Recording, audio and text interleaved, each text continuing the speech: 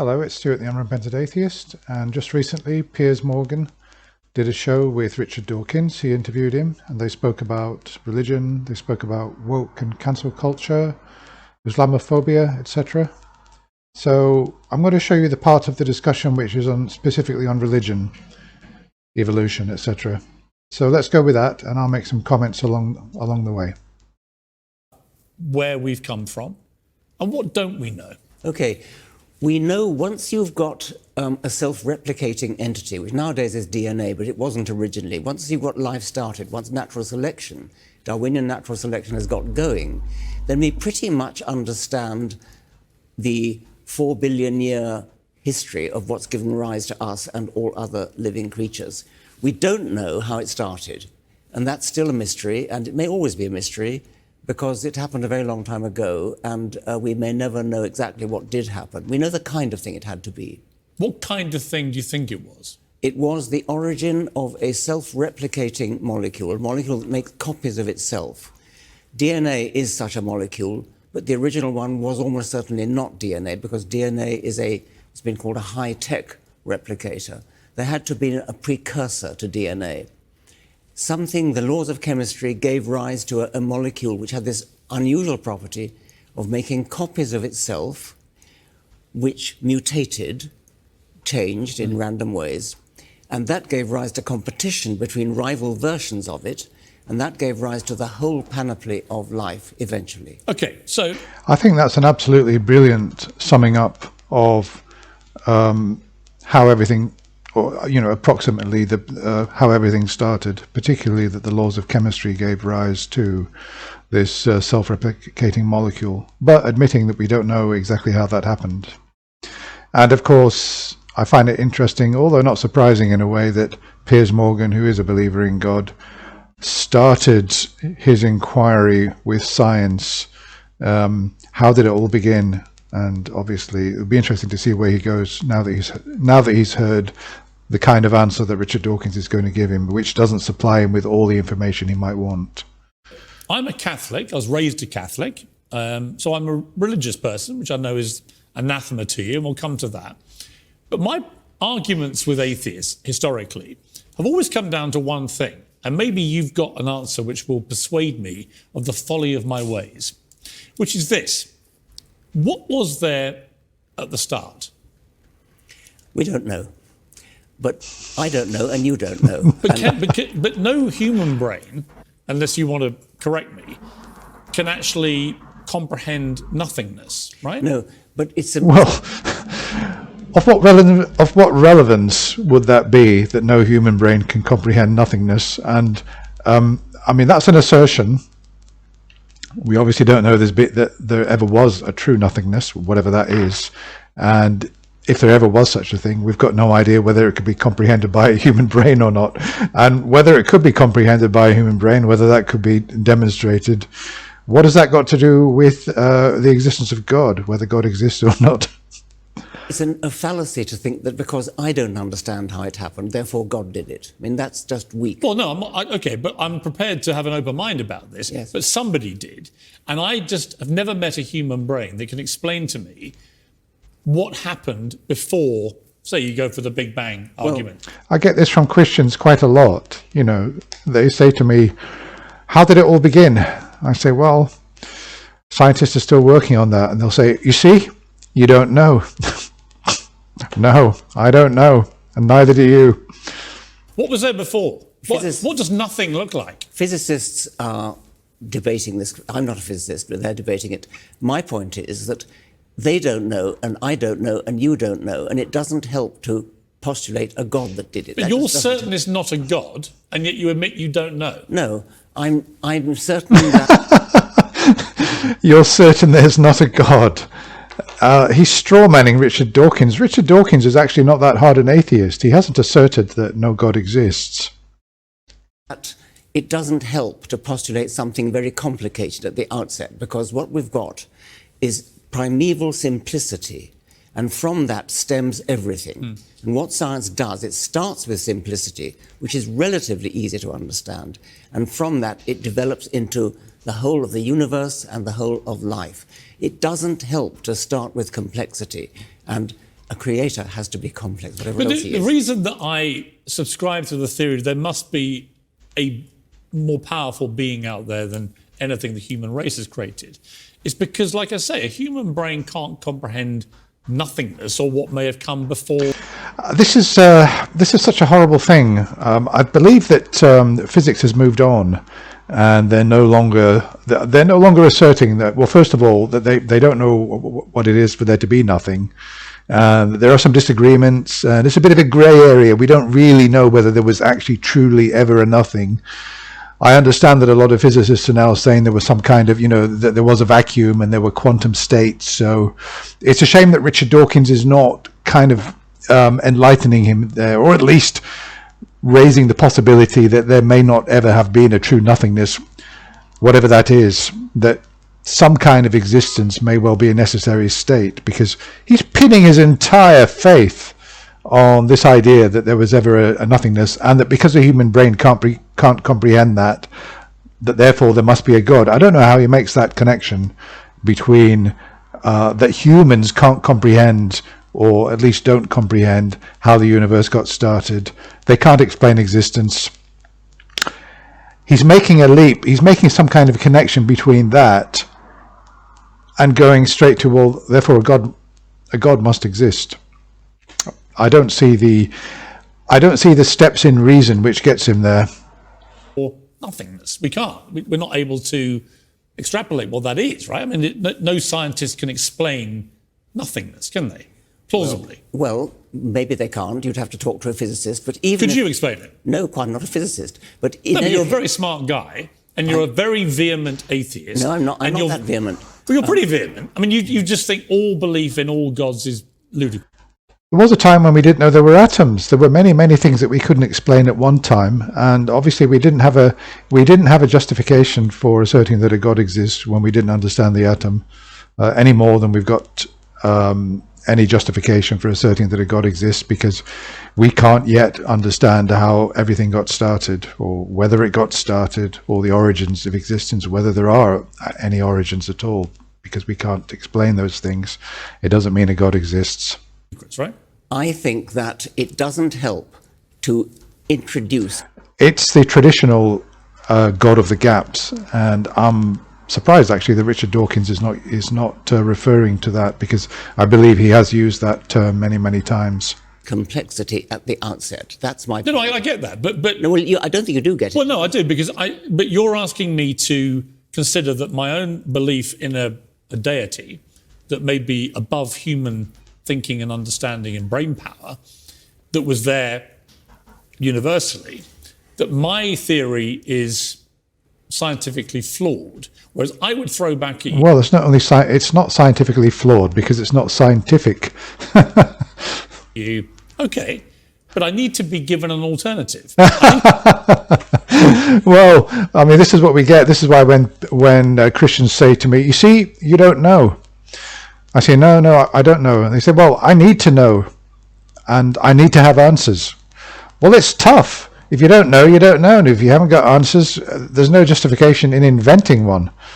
Need some scientist somewhere to explain to me, right, 4 billion years, all right, but then what was there before that? Well, scientists can't answer that, and what they say is things like it's like going north of the North Pole. I'm sure. I gather you recently introduced Stephen Hawking. He probably said that to you. Yeah, he did actually. Yeah. But the point is this: science can explain things starting with simplicity and working up to complexity. No, I get that, but where science can't explain something, i.e., in the case I just gave you, is it not possible that? Well, science can't explain, or science doesn't explain those things yet, but it may well do. You're all wrong on the atheist side of the argument. We could be all wrong. But you might get a shocking surprise one day when you're no longer with us. You might. And you discover we were right all along. It's possible. Do you concede it's possible? It's highly unlikely. You don't know, though, do you? No, of course I don't. Scientists take a pride in admitting what they don't know. And they don't know what happened before the Big Bang. They don't even admit that the word before means anything. With respect to the Big Bang. Physicists will tell you. But it has to. I mean, well, it doesn't, because that's a naive statement. Physicists will say that you do not have to say there was a time began at the Big Bang, is what some physicists will say. Yeah, but to which I immediately respond with my know you basic do. human brain. Well, okay, if time began, when did it begin? Well, quite. And what was there before? Quite. Which is a fairly obvious question. It is a very obvious question. It's too obvious, and physicists will tell you that you're being naive. Yeah, but they don't know why I'm being naive, because they can't provide The human any brain actual is, scientific as you've evidence. just said, the human brain is not capable of grasping Right, that's these my things. point. So Yes. why is it not possible that there is a superior being, power, which many people believe in different It's ways? possible there are different fairies types at the bottom of the garden. I mean, all sorts of things are possible. You can't deny that. Well, except I've never seen fairies at the end of the garden, have you? No, you've never seen God either. No, but you don't know for sure that either doesn't exist. No, I don't. Well, he's coming back to this thing again about you can't be certain that there is no God, therefore, unless you can prove that God doesn't exist, and unless you can give me answers about existence, I'm just going to go ahead and believe in a God. Don't know that fairies don't exist. Fairies may be leprechauns, for all I know. Do you accept, have you got milder about this? You know, the way that Piers Morgan is responding to Richard Dawkins' answers by laughing like that, it makes me think that he literally does not care whether his beliefs are true or not. He's comfortable with them. It's just like one big joke, which is fair enough, but as long as he realizes that his epistemology is just one big joke. As you've got older. Yes. Have you got more accepting that you may be wrong? Less certain? Well, yes, of course, a scientist may always be wrong, and that's definitely a thing that a scientist has to say. But I'm not vehement. You're provoking me to be vehement because you're taking that tone with me. Well, you've been provoked before. Yes. And you've been quite vehement in response. I'm actually not trying to provoke you. I'm genuinely curious. Yes. Because I don't have all the answers, but I'm always sceptical of people who think they do. I don't think you think... Well, why does he say that if Richard Dawkins has just said that he hasn't got the answers?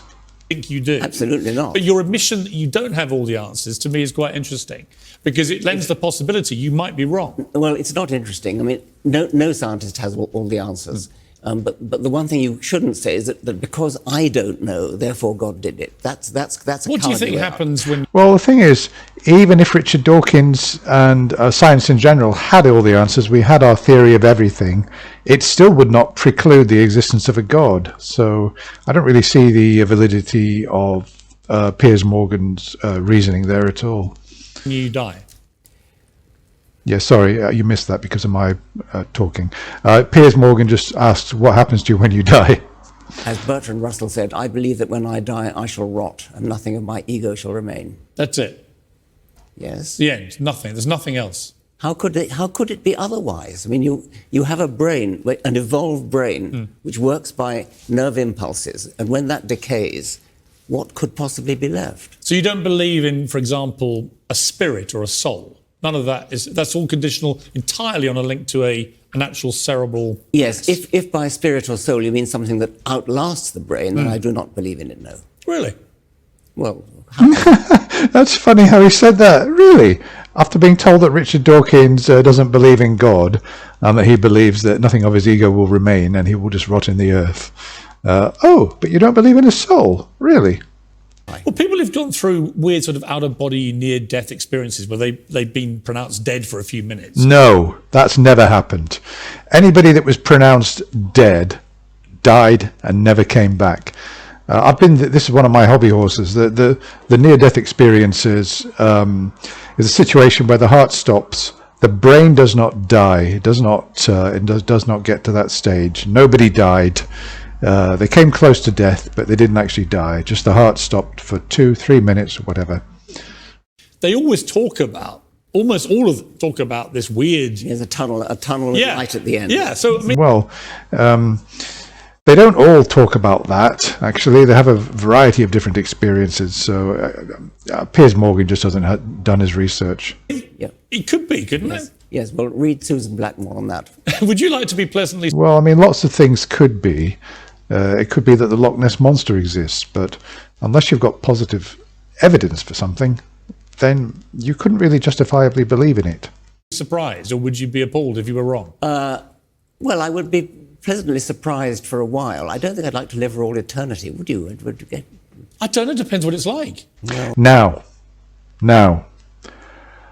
I don't believe it. Piers Morgan actually said a sensible thing. It depends what it's like. When asked the question, would you like to live forever? It depends what it's like. Absolutely. Couldn't agree with him more. If it's going to be, bliss and absolutely beautiful and wonderful, then yeah, I'd be all for it. Oh. Fraternity was watching, cricket at Lord's all day and watching Arsenal win every weekend. Yes. How could there be an afterlife where there's cricket and where your favourite teams and football?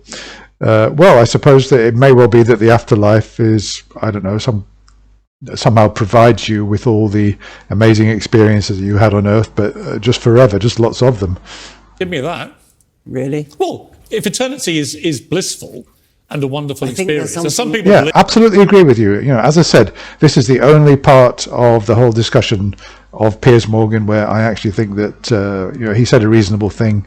If the afterlife is going to be fantastic and fun every second of the way for eternity, I'll be all for it, and providing that I don't get bored.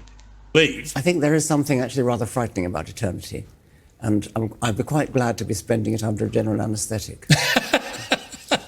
Do you fear, given the finality of what you think death to be, do you fear it as you get older? I fear the process of dying, but when you're dead, you don't know anything. It's just like before you were born. I think it was. No, actually, I disagree here. Before you were born, you'd never had a life, so you weren't really invested in existence. But having had a life and having had all those experiences and loved people and known people, etc., and being fully invested 100% in physical life, to lose it is actually quite a big thing. I don't think enough people. Yeah, I admit I'm not only afraid of dying, I'm also afraid of non-existence. So I beg to differ with Mark Twain and the rest. For that reason, it's not correct analogy to say that before you existed, not existing was not a problem and it won't be afterwards. It's a problem while you perceive that it's a problem while you're living. And at the moment, I personally perceive that it's a problem. Mark Twain said, I was dead for billions of years before I was born. No, he wasn't dead. He didn't exist. In order to die, you've got to first exist. Never suffered the smallest inconvenience. But when you have loved ones who've died, for example. That's tragic. Yeah, but how do, as somebody who believes literally in the finality, the rotting of a body and that's it, it must be worse than for somebody like me where I genuinely believe there's something better to come. Okay, well, that's about it, really. I mean, Richard Dawkins is just about to say, well, even Christians, even people that believe, they're not, they don't say, somebody's on their deathbed, I'll see you shortly in purgatory. I've seen Christians, I've seen believers completely devastated. I've seen mothers who've lost sons, devout Christians, whose lives are never the same. They never bloody smile again. So I don't accept that believing in God, believing in the afterlife is any kind of consolation. That's my experience of what I've seen. I've seen believers who've been equally as devastated by death as non-believers. So I think that's completely nonsense. Okay, that's all. I quite enjoyed that. I just see Piers Morgan as a kind of fairly naive person who hasn't really thought about a lot of these issues very much, and he did a lot of straw manning and made a lot of false statements. And his reasoning is a typical reasoning of a sort of God of the gaps argument from ignorance, fallacious kind of Catholic Christian. So that's all for now. Well, I thought that Richard Dawkins let him off the hook, on quite a few occasions. Probably didn't correct him as much as he could have done, but overall, it was more or less what I expected. Let me know what you thought of that interview, and I'll be back again with another video soon. Bye for now.